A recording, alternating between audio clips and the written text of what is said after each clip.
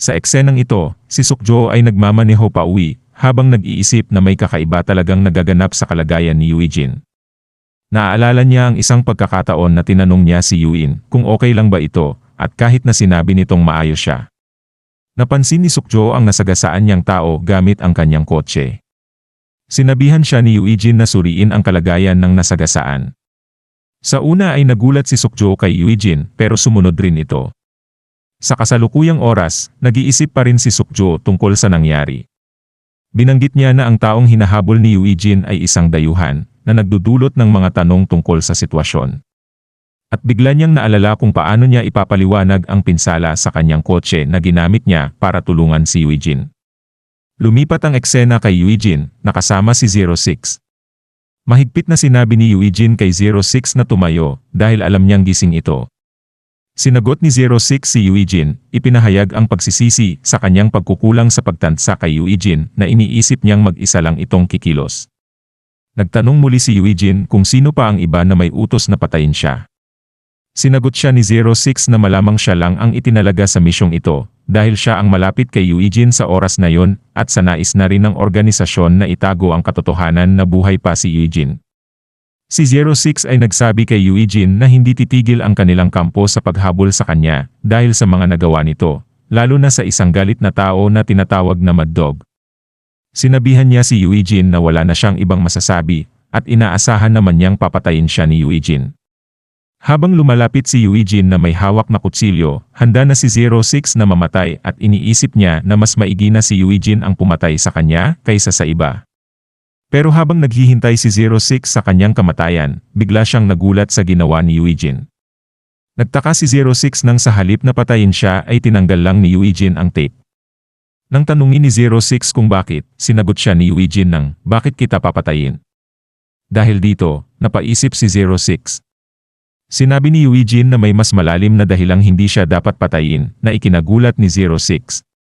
Sinabi ni Eugene kay 06 na naranasan na rin niya ang ganitong sitwasyon.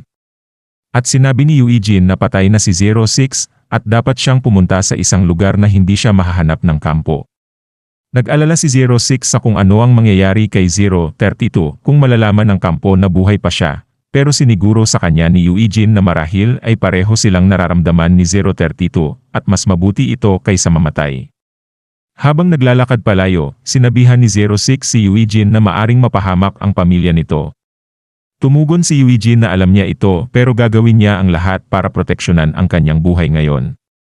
Bago umalis, nangako si 06 na sisirain niya ang impormasyon tungkol kay Eugene bago siya mawala. At bigla tinanong ni 06 si Eugene kung ano ang tunay niyang pangalan. Pagkatapos malaman na ito ay Eugene, ibinunyag ni 06 na ang pangalan niya ay Liam. Sinabi niyang 10 taon na mula noong huli silang nagpalitan ng pangalan. Pagkatapos, umalis na si 06. Lumipat ang eksena sa bahay ni Eugene kung saan tahimik siyang pumasok. Pagpasok niya, biglang bumukas ang pinto ng kwarto ng kanyang lolo, na nagpapahiwatig na gising pa ang kanyang lolo at marahil ay hinihintay siya na sinisisi ang kanyang hindi pagkaantok sa kape na ininom niya kanina. Pinayuhan siya ng kanyang lolo na magpahinga na at pumasok na muli ang kanyang lolo sa kwarto. Pagkatapos, lumabas si Dayon, ang kapatid ni Eugene, mula sa kanyang kwarto. Siniguro niya kay Eugene na ang pagkagising pa ng kanilang lolo ay dahil nag-aalala ito sa kanya. At naintindihan naman iyon ni Eugene.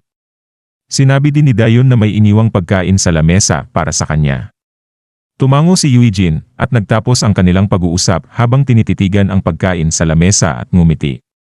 Lipat ang eksena kay Sukjo na nakatanggap ng text message mula kay Eugene na nagpapasalamat ito. Pagkabasa niya ng mensahe, may naramdaman si Sukjo at medyo nahiya na nagpapahiwatig na may kahalagahan o sentimento ang mensahe para sa kanya. Sa eksenang ito, sa hallway ng isang paaralan kung saan magkasamang naglalakad sina Sukjo at Yuna. Nakasalubong nila si Eugene na tila may hinihintay. Pagkatanong ni Yuna, sinabi ni Eugene na may kailangan siyang sabihin kay Sukjo na nagpagising sa kuryosidad ni Yuna. Lumipat ang eksena sa isang break room kung saan mag-isa lang sina Sukjo at Eugene. Agad tinanong ni Sukjo kung ang gustong pag-usapan ni Eugene ay tungkol sa kahapon na nangyari. Tumango si Eugene at sinabing nararamdaman niyang kailangan niyang ipaalam kay Sukjo ang nangyari. Sinimulan ni Eugene ang usapan sa pamamagitan ng pagbubunyag na ang taong nasagasaan ni Sukjo kahapon ay isang dating kakilala niya na pumunta para makipagkita sa kanya. Matapos ang pagbubunyag, may sandaling katahimikan kung saan parehong tahimik na tinitigan ang isa't isa, iniisip ang bigat ng sitwasyon. Tinanong ni Sukjo kung iyon na ba ang lahat, at sinagot siya ni Eugene na mas mabuti kung wala nang iba pang malalaman si Sukjo. Ang sagot ay nagdulot ng reaksyon mula kay Sukjo, na tila inaasahan ang mas detalyadong paliwanag. Dagdag pa ni Eugene, alam niyang malamang ay nag-imbestiga si Sukjo sa misteryosong lalaki, at pinapayuhan siyang itigil na ito. Nilinaw ni Eugene na ito lang ang kanyang sasabihin dahil tinulungan siya ni Sukjo. Sumagot si Sukjo ng may ngiti, sinasabing wala siyang plano na ituloy ang investigasyon. Inamin niya na may hinala siyang may koneksyon ang lalaki sa nakaraan ni Eugene, pero itinigil niya ito bilang respeto kay Eugene, lalo na't sa tingin niya ay may nagawa rin siyang mali kay Eugene noon. Lipat ang eksena sa loob ng classroom, hinihintay ni Yuna sina Sukjo at Eugene matapos ang kanilang seryosong usapan. Pagbalik nila, curious si Yuna kung ano ang pinag-usapan nila. Si Sukjo, na nagdedesisyong itago ang totoong usapan, sinasabi na nag-usap sila kung paano tumaas ng rank sa isang video game na nilaro nila kamakailan. Tinanggap ni Yuna ang paliwanag at nag-comment na talagang mahilig sa video games si Eugene. Dagdag pa niya, mas magaling sa laro ang ibang mga kaibigan nila, gaya ni na Yongchan, Hyukjin, at Jaehyun, kaysa kay Sukjo.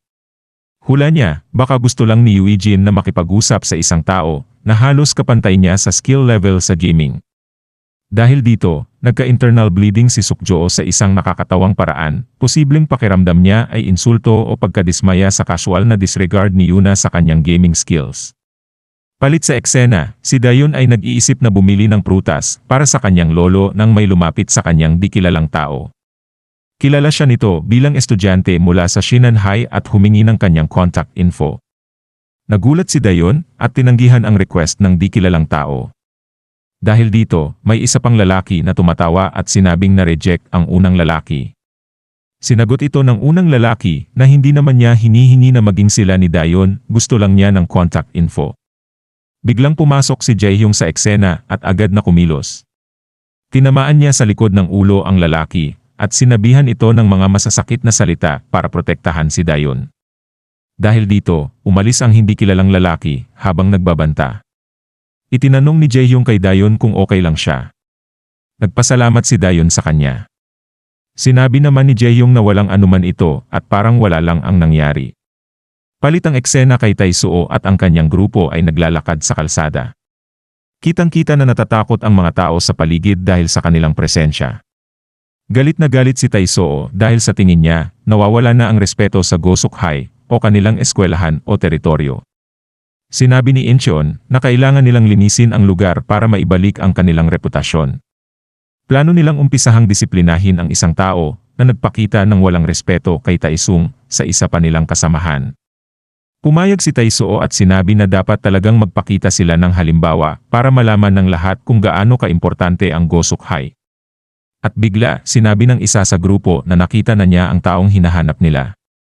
At tinuro sila Eugene at Dayon habang naglalakad ang mga ito.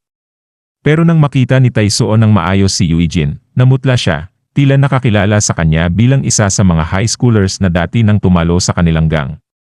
Nalito sa reaksyon ni Tae-soo, nagtanong ang isa sa mga miyembro ng kanyang gang. Galit na sinagot ito ni Tae-soo, na pagtanto ang bigat ng paghamon sa isang taong konektado sa mga tao na tumalo sa kanila noon. Pisikal na sinaktan ni Tae-soo ang lalaki, na inaakusahang maaaring maglagay sa alanganin na naman sa kanilang posisyon. At sila mismo ang gumulpi dito. Palit ang eksena, kasama ni Eugene sa bahay ang kanyang kapatid na babae na si Dayon at kanilang lolo. Nag-uusap sila tungkol sa galing ni Eugene sa pagbalat ng prutas, at pinupuri ni Dayon ang kanyang kakayahan. Hindi tiyak si Eugene sa kanyang sariling abilidad, ngunit patuloy na sinasabi ni Dayon na talagang magaling siya dito.